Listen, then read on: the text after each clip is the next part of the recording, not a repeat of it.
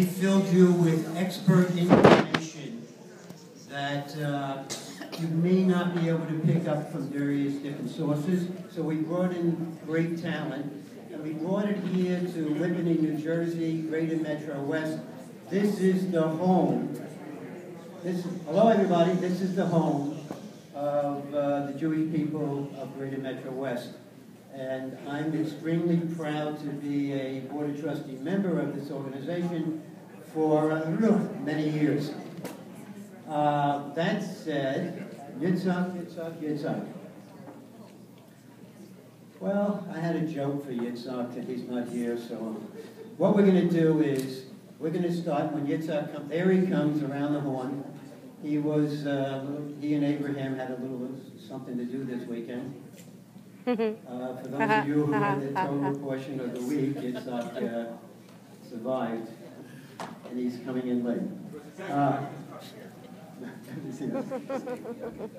Right. So we're going to get right down to business. We're going to start with, if you look at the program, we have a J, and an I. We're going to keep the two J's together. We're going to start with Jerry Geller, right? And then we're going to move on to Jerome. That's Jerry. And then we'll go to Jerry Ostrov, then we'll go to Yitzhak. And there's going to be a program that you'll be seeing on the screen. I think I'm going to let them introduce themselves and their programs, because I want to move this along so we have enough time for some questions and answers. So without another word, we're going to start with the General Counsel. And I'll just keep track of time. Thank you. Hassan? Yeah. So, Boker Tov. Good morning. My name is Jeremy Geller. I'm the Director of Media Outreach at the Israeli Consulate in New York. And I think this section is kind of pivoting. First off, let me just thank the CRC and AJC New Jersey for setting us up and for bringing us over. So, we just heard a lot about traditional advocacy and traditional issues. So we're kind of shifting topics to focusing on an existential threat that we don't hear about, but that the Israeli Consulate is very concerned about. And the problem, which we're going to identify, and then we're going to hear some great stuff, which is going to solve the problem addressing, is about American support for Israel. We'll see the Pew studies. We'll see 2/3 of Americans support Israel. That's great, but political support we're seeing more and more does not equate to loving Israel. So one of the problems we need to address is how do we go from Americans answering a poll they support Israel to liking Israel? If you think for yourself, supporting Israel, there aren't a lot of countries out there like Israel that Americans say they support. Do we say we support Italy? No. We love Italy. We love their culture. We love all the benefits they give to Western civilization. We love their food, lifestyle.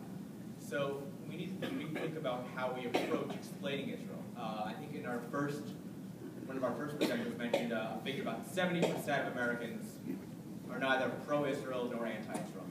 And the way he presented, saying, oh, they can be swayed either way. Well, I think the true answer is what I believe, is that they can't be swayed either way, because they really just don't care. The reason why they're in that hearty center is, at the end of the day, Israel is just not interesting to them. It's not relevant to them. So, as my position at the consulate for media outreach, I'm in control of all of our social media efforts. So I want to share an interesting study with you. It's by a very famous PR firm called Burstyn Marsteller. I'm not sure if you're familiar with it.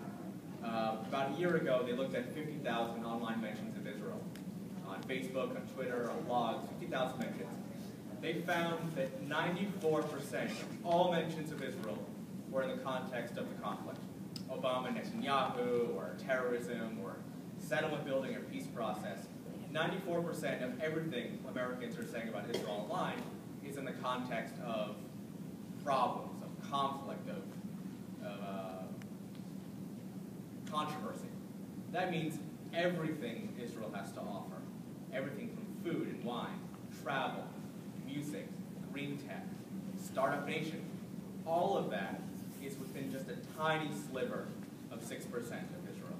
So the big problem we need to do is find a way to elevate the 6%, because no country on earth should be considered only based on the biggest problems it has. I said before, do you support Italy? You know, you might not like Berlusconi. You might have your own thoughts on their economic situation, but it doesn't change how you feel about their people, about their culture. So one of the things we have to do is reshape how the public talks about Israel. And the way to do that isn't just to talk to people who love Israel and say, well, look at what we're doing, look what Mashab is doing in sub-Saharan Africa. Because you guys might not be interested in that. So what the Consulate does, and what I do in the media department, is try and make Israel more relevant to the bulk of Americans, the 70%, have no opinion, because in their lives, Israel is not relevant to them. They might answer in a poll they support Israel because the only other option they see is supporting terrorism and Al-Qaeda. So it's about making it relevant. So at the end of the day, I think this panel is called Branding Israel, Accentuating Positive. So it's important to understand that we consider Israel like we consider it New York City, Coke, Chipotle. It's a brand. So we need to kind of rebrand Israel and treat it like any other product. Israel is a country, and like any country or city, like New York City, it competes on the global marketplace. So we treat it as a brand, and we conduct studies looking at Israel as a brand to see how people feel about it, how they compare it to. Like I said, it's all about relevance. So there really is no universal message of what Israel is. It's about targeting specific people who have different interests. So it's called micro-marketing or niche marketing. So we tap into small markets. So I can't just take a megaphone to the world and say, look at Israeli dance. It's so great. Because most Americans don't really care about dance. But for everything Israel has to offer, for every subcategory, there are already conversations in America taking place about that. So the tagline we use is, you know, by the way, Israel. So there's a different Israel for every different niche market in America, for every different community. So it's all about finding ways to, when the word Israel pops up, we want different people to have different connotations. Right now, when the word Israel pops up, Americans only have one connotation, and that's of war, of conflict, and it's some never-ending pit of sadness. It's not the reality of Israel. When everyone in Israel wakes up in the morning, their entire lives are not consumed by the Palestinian-Israeli conflict or the Arab-Israeli conflict. It's there, it's part of their lives, and the Consulate still focuses on the issues, and we have to, because it's vital to our survival. But it's not what we're about. So we want someone who's a foodie, who writes for a foodie blog. When they think about Israel, we want the first thing that pops in their head to think about the new Israel cuisine. If someone's a film critic or a film buff, and they're thinking about Oscar season, and they're thinking about the best movies of 2012, when I say Israel, I want them to think about this news story. You all know Quentin Tarantino, right? Yeah. So last week he's at a film festival in South Korea, and he sees the screening of this Israeli thriller, Big Bad Wolves. I don't know if any of you saw it. It's a thriller. It's a little disturbing. It's pretty edgy. I saw it at the Tribeca Film Festival. It's really good. And Quentin Tarantino says, you know, I made my list of the best movies of 2012. I need to change it because this Israeli film is the best movie I've seen all year. And that's an endorsement. As a government, anything we say is kind of taken with a grain of salt because we seem to have an agenda. So whether it's social media or whatever, it's all about finding partners out there that are not connected to Israel, that have credibility in different areas. So when Quentin Tarantino gives you an endorsement, it means something. If I talk about LGBT rights in Israel, it might be factually true, but we're perceived as having some sort of an agenda, like it's somehow there's part of the ranks of conspiracy. But if we send our message out, not directly to people, but to LGBT groups, send them press releases, let them know about what the laws are in Israel, what Tel Aviv is like, then someone, let's say Sarah, imaginary person who's on their Facebook feed, and they follow all these LGBT blogs and websites, they'll see a blog that they like talking about what LGBT is like in Israel. And that achieves more for promoting Israel's image than anything the government can do, because it's all about reaching out to partners. And in terms of social media strategy, just to tie into more of what we're talking about online, it's about being part of a conversation that already exists. You know, we call it find the Israel angle. So whatever story comes up, there's always going to be an Israel angle. So we don't need to have people start talking about Israel all of a sudden. We just need to find out what are people already talking about in America. What's hot right now, whether it's the Olympics or whether it's the Grammys. Find an Israel angle there, because there's a part of Israel that is relevant to people throughout different fields. So I'll say one final word just about BDS and kind of what the Consulate's philosophy is on that. To give you an example, there's Rihanna's performing in Israel in October, so is Tom Jones. So what our strategy is that we see BDS as a very negative campaign, predominantly online and social media. I mean, if you look for, if you search for Israel online, you put in the hashtag Israel, like I said, 94% are talking about issues, and it's almost entirely negative. So what our perspective is on countering BDS and countering delegitimization efforts is really killing them with kindness. Instead of countering BDS by saying, no, these people are wrong, they're wrong to say it's an apartheid state, look at the situation in the West Bank, look at what the laws are like for Arab Israeli citizens. When you get into that, you're letting BDS win. You're letting them take away from the fact that Grammy-winning artist Rihanna is one of the biggest names in the world, is coming to Israel, and you're devolving into a debate back and forth online about the conflict. And that's the last thing that we want, because that's what BDS wants. They want to make somehow an artist coming to perform in front of our fans an issue. So what we need to do when we counter BDS and counter calls for boycott is basically to tell, write on their walls and say, can't wait to see your performance, can't wait for you to come. Because at the end of the day, no artist is going to cancel a concert in Israel if they hear from their ticket holders. When their agent is looking at her page and she says, the agent says to Rihanna, everyone just says that I have tickets for your show, it's sold out. So it's all about, for BDS especially, is overwhelming the negative with the positive and talking about how you advance in Israel. We're excited to go. So I'm going to kind of switch it over to here because I talked about the importance of branding Israel. So now I think we're going to see a couple of cool presentations about what we need to talk about. So I outlined the problem, and then hopefully they'll show us the solution. We write down my PowerPoint. Harry, you want this? Sure. That would help. Sure. I don't really need it. Okay, so while I bring up my PowerPoint, let me introduce myself. I'm Jerry Ostrov. Our organization, listed as Strategic Communication Center, we've renamed it. We're called the reThink Israel Initiative. And you see our logo up there. So my background, I ran consumer products businesses for 40 years, including all of Johnson & Johnson's consumer businesses, Neutrogena, Johnson's Baby. I started at Procter & Gamble. I was chairman and CEO of a company called Bausch & Lomb. So I come with 40 years of taking great products and bringing them to the American public, and not just the American public. In fact, most of my businesses were global. My interest, my passion for doing this really stems from the fact that I've marketed great products over the years, and I think we know, myself and people who work with me know how to reach the consumer with great products. And I know Israel is one of the great products in the world, flaws and all.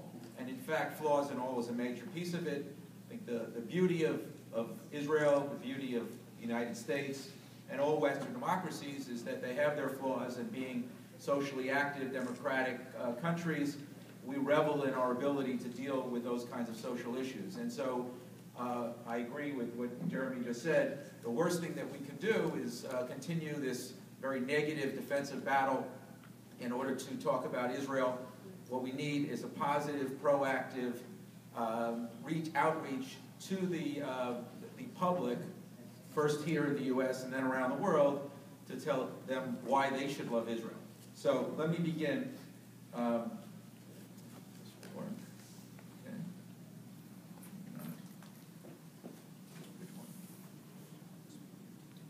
Okay. Not working.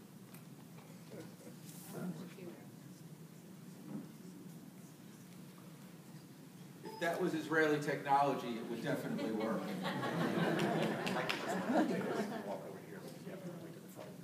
Okay. So, look, I think the need, from what we just heard, the need is clearer than ever. Americans need to know who Israel is.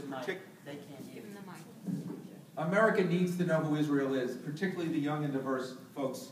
If you look, and I think you've seen a lot of data over time, I know the segmentation study, which we also participated in, which was at the core of some of the learning, says we have a real problem, particularly among the young and diverse populations of this country, which is the future voting population of the USA.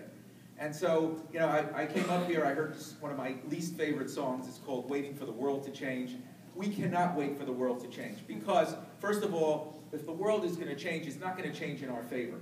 All of that dynamics, we look at Al Jazeera America, it is not going to change. We have to be proactive, and we cannot sit here and allow the world to change. We have to change the world, and we have to tell the world about one of the greatest products in the world, which is Israel. So, and in fact, we have a second thing, which if you look at the Pew study, Jewish kids need to relate to Israel and be empowered and inspired to advocate for her. I think there are two pieces to that. First of all, if you look at the Pew study, we're losing a lot of Jewish kids. They don't know who Israel is, they're not proud of Israel. And even the kids, even kids who come back from birthright, when they return from birthright, they don't feel comfortable or empowered, even on college campuses, because they think the external environment is negative. We have to help them feel comfortable and empowered to advocate for Israel. Okay, I think this chart, this is the only data chart I'm going to show from the segmentation study. It's already been referenced by a lot of people, but it is the underlying chart which drives a lot of the work that we do. It basically says that if you look at the general population of the USA, this is not the Jewish population, this is the general population of the USA. We have about 22% of the population who are consistently, strongly in favor of Israel. We have about 8% who we consider to be unreachable, and the rest is in the middle. And how do you differentiate between the folks on the right, the folks on the left, and the folks in the middle? The key differentiators are knowledge. If you support Israel, you tend to have knowledge about her. You tend to feel that Israel is personally relevant to you, and you have interest. So those numbers, 59, 76%, 98%, are the people who know, relate to, and are interested in Israel. If you go to the next group, and now if I was running a brand, as I have, you would say, okay, there's my next target audience. What's the difference between the people who advocate for me, my loyal users, and the next group? Basically, they don't know, they don't care, they're not interested. And so where are we spending our money in general as a Jewish population here in the US? We're on the right telling all of our supporters how great we are, and we are. And we're on the left, shaking our fists, shaking our fingers at the people who are against us, telling what idiots they are. But the real battleground is in the middle. And the battleground has to be based upon knowledge, relevance, and interest. So that's where we are going. Okay. So, we say the challenge is, to know Israel is to love Israel. And we know if we can get people to go to Israel, in general, they will love Israel. As a matter of fact, I brought a lot of employees who work for me to Israel, people very knowledgeable, intelligent, and when they get there, the first thing they say is, oh my God, I had no idea. That is the kind of thing that we have to do. Now, we can't bring everybody to Israel, but we can simulate that experience. How do we make sure Americans know Israel? And I was also asked to speak at AIPAC, and I was asked to speak about how do we deal with the media. So thankfully, I was the third person on the agenda. The first two people on the agenda were from from TIP, Josh Block, and Andrea Levin from Camera, and they talked all about how we combat the media. What I said is the media generally doesn't help. That's all I'm going to say about the media, because frankly, first, there are a lot of people combating the media, and frankly, it's not something that I want to take on. But the social media is what's driving change around the world. And we have to embrace the social media as a driving concept.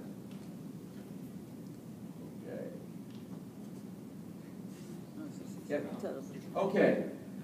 By the way, so just so you know who we are. So I established ourselves as a 501c3 about 2.5 years ago and began this process.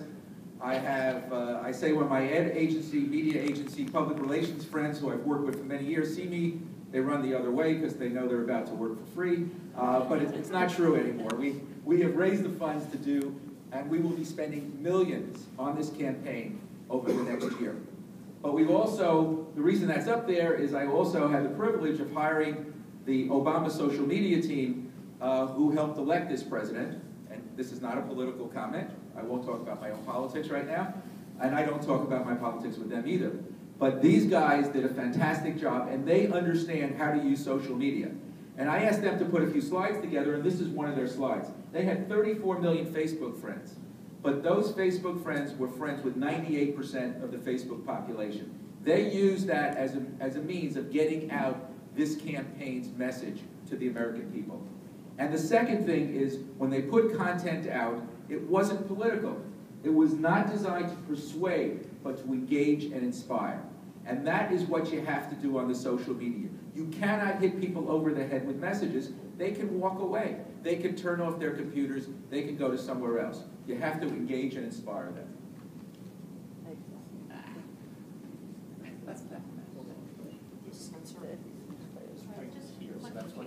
Okay. You tell me.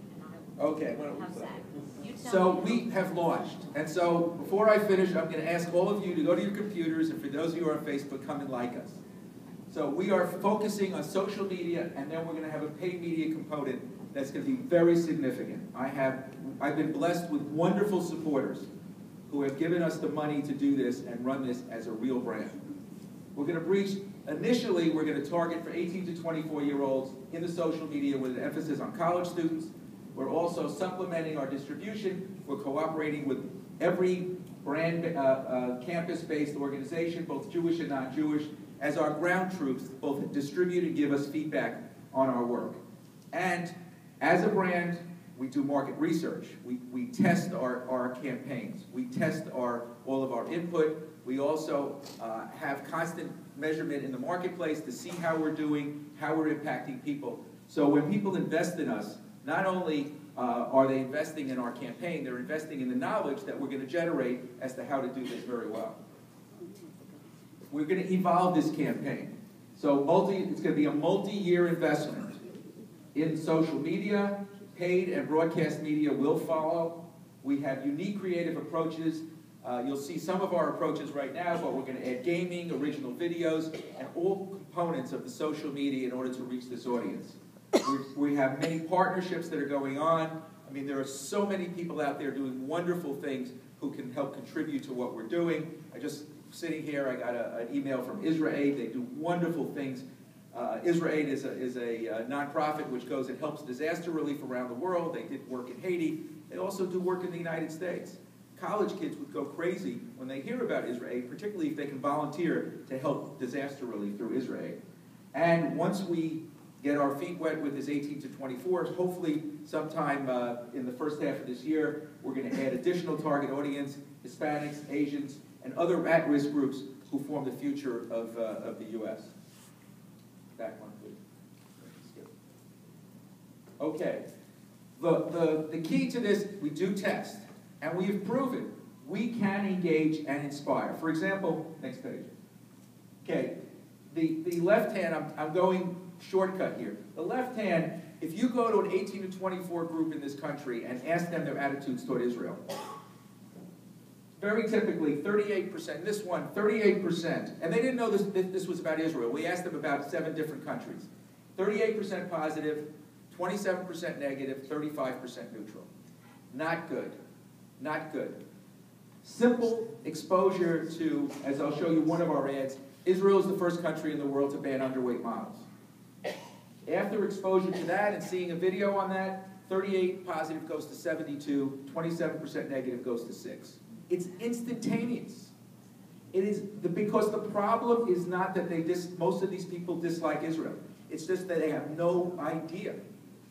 Many kids go to campus and they think Israel is Afghanistan. And this isn't against the Jewish population. This is against the general population. Consistently, we have shown that simple exposure to positive media about Israel, we can move people 40 points in terms of their attitudes. Okay, next. And what is happening when they see this? It's exactly as we said before. The biggest things that are popping out of here, they're surprised because they had no idea, and they're inspired. And that is how you change people's attitudes. And people say to me, will this have a lasting effect? If people are surprised and inspired, you have forever changed their understanding and attitudes toward Israel. And now if somebody comes over to them with a BDS message, they're going to say, I don't think so. I don't think so. That just doesn't sound right. Okay. So this is our strategy. Lots of social media, paid media, campus and partners, ambassadors, a website, and we are going to create this viral distribution of positive stuff about Israel. Okay, next. So this is our website. Went up on Thursday. We have, I think, 2,500. We haven't done a thing yet. We have, just through word of mouth, we have 2,500 likes, and hopefully that number will climb dramatically. It was up 1,000 in the last day. Okay, And this is our Facebook page, way back when. So this is an example of a post, Facebook post. So you won't see any underweight models at Tel Aviv Fashion Week. It's the law. People click through, they read a story, they see a video. It dramatically impacts their attitudes. Next. Like this. This is Innovation Africa. Some beautiful Israeli ladies who are taking solar energy to Africa in order to create water, power, and by the way, the sustainable piece of this model is most Africans have cell phones and they just don't have a place to charge them. They create a model where in fact these villages are making money as being cell phone charging stations for the 50-mile radius around them.